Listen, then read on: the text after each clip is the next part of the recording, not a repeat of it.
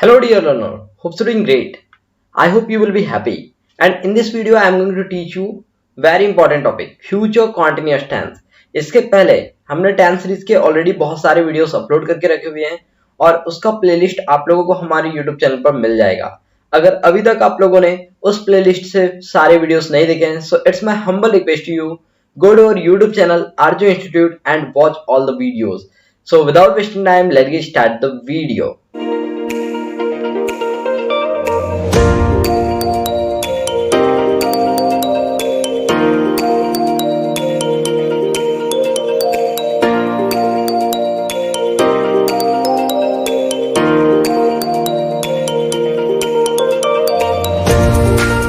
कर रहे हैं फ्यूचर कॉन्टिन्यूअस टेंस के बारे में।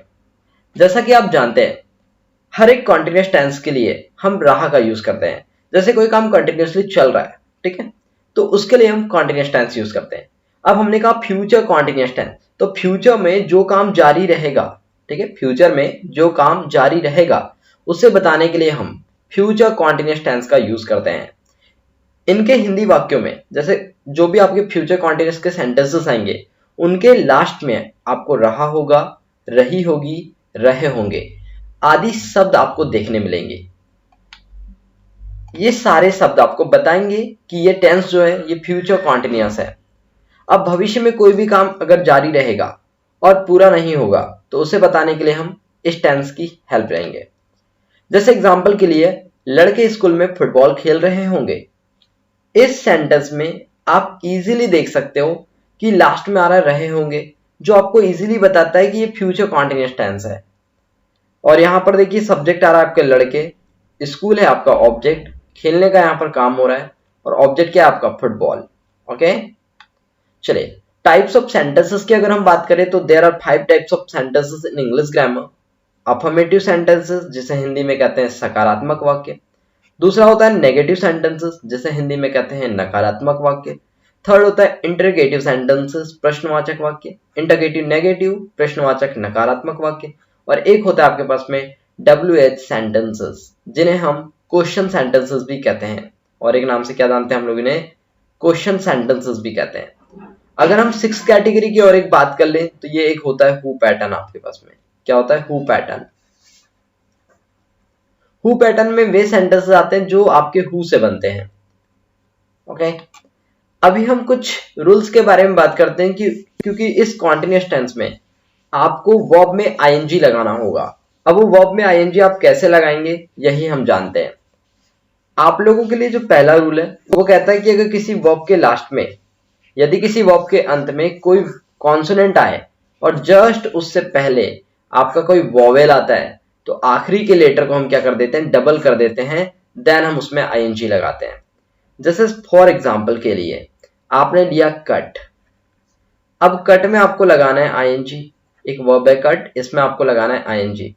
जब आप इसमें आईएनजी लगाएंगे तो लास्ट में आप देख पा रहे हो कि क्या आ रहा है, टी आ रहा है, और टी के जस्ट पहले क्या आ रहा है, यू आ रहा है, जो आपका क्या है, एक वॉयल है। इंग्लिश में आपको पता है वॉयल कितने होते हैं, वॉयल की अगर हम बात करें तो आपको पता है A, E, I, O, U. There are 5 types of vowel in English grammar. So आपने देखा कि कट के जस्ट पहले क्या आ रहा है, एक वॉयल आ रहा है, इसलिए हम क्या करेंगे, लास्ट वाला जो कॉन्सोनेंट है हमारे पास में टी, उसको हम लोग डबल कर देंगे। तो हमने वैसे ही किया, देन आईएनजी लगा दिया। ऐसे ही देखिए क्या हो जाएगा, डिग, डिग में आईएनजी लगाओगे डिगिंग हो जाएगा, कट में लगाया कटिंग बन गया, हिट में लगाया हिटिंग बन गया, बिगिन में लगाओगे तो बिगिनिंग बन जाएगा, पुट में लगाओगे तो क्या बन जाएगा, पुटिंग बन जाएगा, सेट में लगाएंगे तो सेटिंग बन जाएगा। ठीक है। रूल नंबर 2 कहता है आप लोगों का कि यदि किसी वर्ब के लास्ट में आई आया हो तो आई की जगह पे वाई लगा के हम लोग क्या करते हैं, आईएनजी लगाते हैं। फॉर एग्जाम्पल जैसे हमारे पास में एक वर्ब है लाई, लास्ट में आप देख पा रहे हो आई आ रहा है, अभी हमको इसमें क्या लगाना है, आईएनजी लगाना है।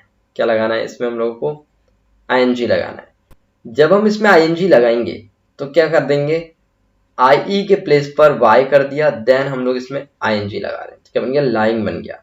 ऐसे देखिए weighing, tying and dying. Okay, rule number 3 आप लोगों का कहता है कि जिन वर्ब के लास्ट में ई लेटर आता है तो ई को हटा करके आईएनजी जोड़ा जाता है। जैसे आपने एक वर्ब देखा होगा कम, क्या कम, लास्ट में ई आ रहा है, अभी इसको हम आईएनजी कनेक्ट करेंगे इसमें, तो क्या हो जाएगा, देखिए लास्ट के ई को हम लोग हटा देंगे और डायरेक्टली आईएनजी लगा देंगे, तो क्या बना, कमिंग। ऐसे देखिए driving, living, writing, saving, living, diving. Okay, rule number 4 आप लोगों को कहता है डियर, वर्ब के लास्ट में अगर डबल ई आया हो तो ई को नहीं हटाते। जैसे फॉर एग्जांपल सी के लास्ट में डबल ई आ रहा है, मुझे इसमें आईएनजी लगाना है, तो क्या करना होगा, मुझे कुछ नहीं करना होगा, डायरेक्टली हम आईएनजी लगा देंगे क्योंकि लास्ट में डबल ई आ रहा है। अगर यहीं पर सिंगल ई आता है तो हम लोग क्या करते, ई को रिमूव कर देते वहां से। जैसे agree, agreeing, flee, fleeing, disagree, disagreeing. अब कुछ कुछ नॉन कॉन्टिन्यूअस वर्ब भी होती हैं। अब नॉन कॉन्टिन्यूअस वर्ब वे होती हैं जिनमें हम लोग उनको कॉन्टिन्यूअस फॉर्मेट में नहीं बता सकते हैं। जैसे see, taste, smell, hear, prefer, notice, recognise, know, remember, suppose, belong, believe, like, dislike, love, want, wish, desire, hate, feel, understand, realize, imagine, trust, sound, seem, appear। ये सभी ऐसी वर्ब्स हैं जो मेंटल या इमोशनली एक्टिविटी या फिर senses को represent करती हैं, इसलिए इनके लास्ट में हम आईएनजी नहीं लगा सकते। मैं आपको ये नहीं कह सकता कि मैं आपसे प्यार कर रहा हूं, आई एम लविंग यू हम नहीं कह सकते हैं। Therefore, we will speak that I love you। इसलिए हर कोई क्या कहता है, I love you कहता है, ऐसा नहीं कहता कि I am loving you, क्योंकि हम इन सारी वर्ब्स को V1 ING के फॉर्मेट में नहीं बता सकते हैं। या तो हम इनको प्रेजेंट सिंपल टेंस में बताएंगे, या फिर आप बोल सकते हैं प्रेजेंट इंडेफिनिट टेंस में बताएंगे, या फिर पास्ट सिंपल टेंस में बताएंगे। जैसे I understand you, I know you, there seems a law and I don't know, remember you। Affirmative sentences वे होते हैं जो आपके पॉजिटिव थॉट्स को बताते हैं। अगर हम फ्यूचर कॉन्टिन्यूअस टेंस के अफर्मेटिव सेंटेंस स्ट्रक्चर की बात करें तो वो आपका होगा subject, shall be, will be, V4 and object. अगर V4 की बात करें तो V4 क्या होता है, इसे हम जीरंड फॉर्म भी कहते हैं। वर्ब की फर्स्ट फॉर्म में जब आप क्या करते हैं, आईएनजी लगा देते हैं, तो ये आपकी वर्ब की फोर्थ फॉर्म बन जाती है। फॉर एग्जाम्पल की बात करें कि शैल बी, विल बी कहाँ यूज करना है, तो शैल बी का यूज करोगे आप सब्जेक्ट आई और वी के साथ में। ये दो ही सब्जेक्ट के साथ में आप लोग क्या करते हैं, शैल बी का यूज करते हैं। और विल बी का आप यूज करेंगे you, they, he, she, it और नेम सब्जेक्ट के साथ में। अभी मॉडर्न इंग्लिश में क्या हो रहा है, अगर आप स्पीकिंग की बात करेंगे तो सारी जगह हम विल बी यूज करते हैं, शैल बी नहीं करते हैं। अब बात करते हैं एग्जाम्पल के बारे में। तो एग्जाम्पल है वह स्कूल जा रहा होगा। इस एग्जाम्पल में अगर आप देखो तो वह वर्ड जो है ये आपका क्या है, सब्जेक्ट है। स्कूल जो है ये आपका ऑब्जेक्ट है। जाने का यहाँ पर काम किया गया तो ये आपका वर्ब है। रहा होगा यानी कि ये आपका फ्यूचर कॉन्टिन्यूअस टेंस है। अब ये बनेगा कैसे देख लीजिए। अकॉर्डिंग टू सेंटेंस स्ट्रक्चर सबसे पहले हम लोगों को लगाना होता है सब्जेक्ट। सब्जेक्ट है आप लोगों का वह को इंग्लिश में कहते हैं ही के साथ में आप लोग क्या लगाएंगे, विल भी लगाओगे या शैल भी लगाओगे।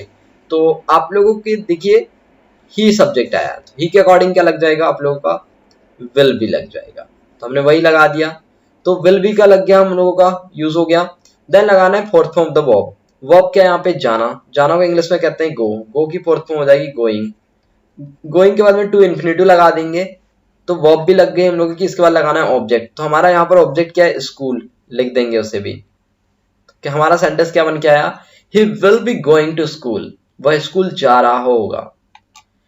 अब और भी कुछ एग्जांपल्स देखते हैं। जैसे चिड़िया आकाश में उड़ रही होगी, तो यहाँ पर देखिए चिड़िया को इंग्लिश में बोलते हैं बर्ड्स, ठीक है। तो हम लिख देंगे यहाँ पर द बर्ड्स।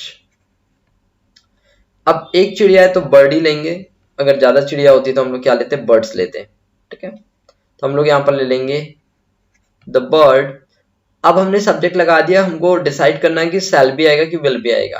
तो हमको पता है शैल भी सिर्फ और सिर्फ आई और वी के साथ लगाते हैं, बाकी सब्जेक्ट के साथ में हम लोग क्या लगाते हैं, विल भी लगाते हैं। तो यहाँ पर हमारा फिर से क्या जाएगा हमारे पास में, विल बी।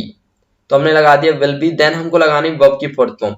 वर्ब क्या यहाँ पे उड़ना, तो उड़ना को बोलते हैं फ्लाई, फ्लाई की फोर्थ फॉर्म हो जाएगी फ्लाइंग, आईएनजी लगा दिया हमने।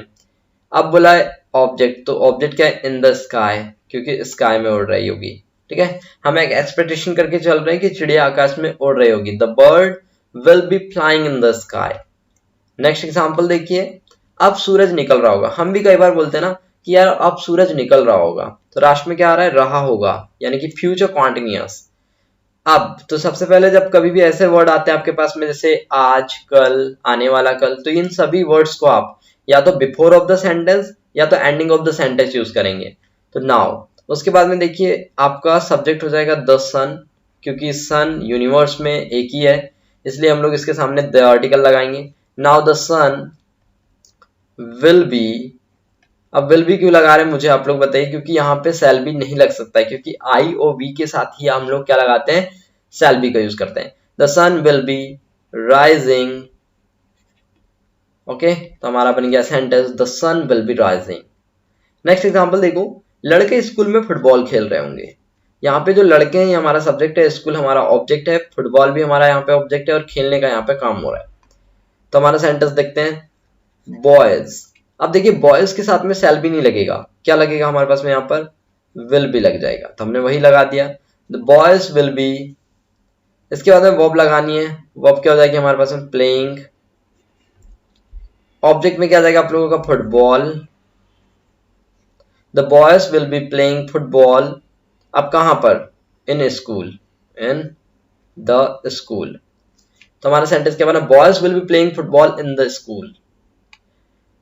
यहाँ पे भी आप देख सकते हैं साइड में, राइट साइड पर आप लोगों के पास में सारे आंसर्स हैं। चलिए नेक्स्ट अब हम बात करते हैं नेगेटिव सेंटेंसेस के बारे में। नेगेटिव सेंटेंसेस में आप लोगों को एक वर्ड याद रखना होता है, नॉट। नॉट वर्ड लगा करके ही हम लोग सारे के सारे सेंटेंसेस बनाएंगे। तो सेंटेंस स्ट्रक्चर क्या बनेगा, subject then shall will then not then be then fourth form then object. Example देखते हैं, मैं खेल नहीं रहा हूंगा। आप भी कई बार बताते हैं यार मैं नहीं खेल रहा हूँ उस टाइम पर, तो यहां पर क्या बनेगा, सेंटेंस में देखिए सब्जेक्ट है आई, आई के साथ में क्या लगता है आप ही बताइए, सेल लग जाएगा, सेल बी। लेकिन बीच में हमको क्या लगाना है, नॉट लगाना है। स्ट्रक्चर के अकॉर्डिंग देखिए, देन लगा देंगे बी, तो क्या बना, I shall not be playing.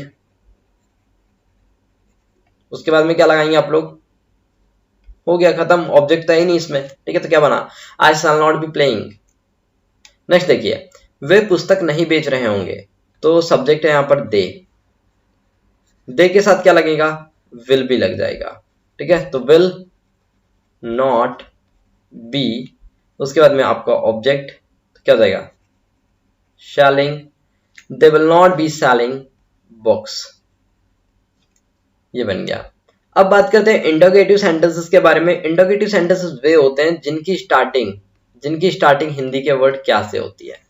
तो जब कभी भी कोई भी सेंटेंस स्टार्ट होगा हिंदी के वर्ड क्या से, तो हम उसे बोलेंगे इंटरोगेटिव सेंटेंस है। या इंग्लिश में बात करें कि हेल्पिंग वर्ब से स्टार्ट होने वाला सेंटेंस हमारा क्या होता है, हमारा इंटरोगेटिव सेंटेंस होता है। क्या हो जाएगा सेंटेंस स्ट्रक्चर, शैल विल हमारा सामने जाएगा, यानी कि हमारी हेल्पिंग वर्ब थी, सामने आ गई, then subject then be then fourth form the verb then object. Example देखिए, एग्जांपल से क्लियर होगा, क्या तुम फुटबॉल खेल रहे होंगे। मैं क्वेश्चन पूछ रहा हूं आपसे, क्या आप फुटबॉल खेल रहे होंगे। इंटरोगेटिव सेंटेंस आपका जो होता है उसके दो सेंस निकलते हैं, यस और नो का सेंस। आप जब आंसर देंगे तो इसका दो ही तरीके से आंसर दे सकते हैं, या तो आप आंसर यस में देंगे या तो आप आंसर नो में देंगे। ओके, जैसे क्या तुम फुटबॉल खेल रहे होंगे, अब इसका आंसर या तो आप यस में दोगे या तो फिर आप नो में दोगे। देखिए बना लेते हैं। सबसे पहले बताइए शैल विल किसके अकॉर्डिंग लगता है, तो आप बोलेंगे सर सब्जेक्ट के अकॉर्डिंग लगता है। Okay, so we will use shall will according to subject. Subject क्या है यहाँ पर, यू के पहले क्या आ जाएगा आप लोग बताइए, विल आ जाएगा, तो लगा दिया हमने। देन हमारा सब्जेक्ट विल यू, देन हमको लगाना है बी, तो लगा दिया हमने। देन लगाना है वर्ब की फोर्थ फॉर्म, वर्ब क्या है यहाँ पे, खेलना को बोलते हैं प्ले, तो प्ले की फोर्थ फॉर्म हो जाएगी प्लेइंग। तो क्या बना, will you be playing football. क्या बन जाएगा, will you be playing football. Football हमारा क्या है, ऑब्जेक्ट है, फुटबॉल। ठीक, नेक्स्ट एग्जांपल देखिए। नेक्स्ट एग्जांपल है हमारे पास में, क्या तुम जा रहे होंगे। हम भी कई बार बोलते हैं क्या तुम जा रहे होंगे वहां, तो क्या हो जाएगा, देखिए क्या वर्ड से स्टार्टिंग हुई है, हम पहले ही समझ गए इंटरगेटिव सेंटेंस है। तो देखिए यहाँ पर फिर से यू वर्ड है सब्जेक्ट में, तो क्या हो जाएगा, फिर से हम लोगों को लगाना होगा विल, तो हमने वही लगा दिया विल। विल के बाद में लगा देंगे सब्जेक्ट यू, देन लगा देंगे हम लोग बी, तो विल यू बी। उसके बाद में वर्ब आइए जाना, तो जाना को बोलते हैं गोइंग, तो will you be going, then question mark. ये हमारा बन गया इंटरगेटिव सेंटेंस। अभी हम बात करते हैं डब्ल्यूएच सेंटेंसेस के बारे में। सबसे पहले हम लोग कुछ बेसिक डब्ल्यूएच सेंटेंसेस वर्ड्स जान लेते हैं पहले तो, जैसे what, when, why, where, who, whom। इसके बाद में आप लोग ले लीजिए हाउ। ये सभी आपके बेसिक डब्ल्यूएच वर्ड्स हैं। इन वर्ड्स का जब हम यूज करेंगे सेंटेंसेस में तो हमारे वो क्या बन जाएंगे, डब्ल्यूएच सेंटेंसेस बन जाएंगे। स्ट्रक्चर देखते हैं, जो आपका इंटरगेटिव सेंटेंस स्ट्रक्चर था उसके जस्ट पहले आप लोग डब्ल्यूएच वर्ड अगर लगा देते हैं तो आपका डब्ल्यूएच सेंटेंस स्ट्रक्चर बन जाता है। तो कैसे बनेगा, WH word then shall will then be then subject then be then verb का फोर्थ फॉर्म देन ऑब्जेक्ट। क्या बना, WH word shall will then subject then be then fourth form the verb then object बना लीजिए। वह कहां पढ़ रहा होगा, तो ये जो कहां वर्ड आया ना, ये आपका डब्ल्यूएच वर्ड है। ठीक, रहा होगा फ्यूचर कॉन्टिन्यूस को बताता है, बना लीजिए। तो सबसे पहले डब्ल्यूएच वर्ड कहां के लिए इंग्लिश आती है, वेयर। क्या आता है, वेयर। वेयर के बाद में आपको shall will लगाना है, shall will लगता है सब्जेक्ट के अकॉर्डिंग। सब्जेक्ट क्या है, वह यानी कि ही, तो क्या जाएगा यहाँ पर will आ जाएगा। देन आप लोग लगा देंगे सब्जेक्ट ही, देन लगा देंगे बी, देन वर्ब। पढ़ने को बोलते हैं स्टडी। क्या बोलते हैं, स्टडी। स्टडी की फोर्थ फॉर्म हो जाएगी स्टडीइंग। ओके, तो बन गया हमारा sentence, where will he be studying. मैंने पूछा आप कहां पढ़ रहे होंगे, where will you be studying. Next example देखिए, वह अपना काम कैसे कर रहा होगा।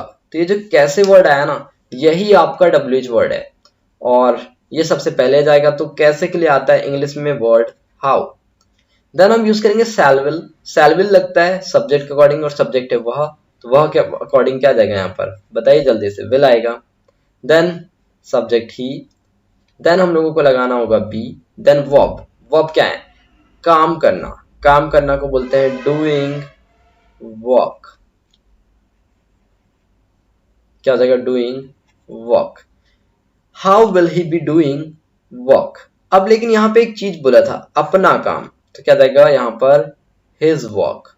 हिज वर्क क्या बना sentence, how will he be doing his work. वह अपना काम कैसे कर रहा होगा। मैंने पूछा आपसे how will you be doing your work, आप अपना काम कैसे कर रहे होंगे। आपने बताया सर मैं अपना काम बहुत अच्छे तरीके से कर रहा हूँ, I will be doing my work very well.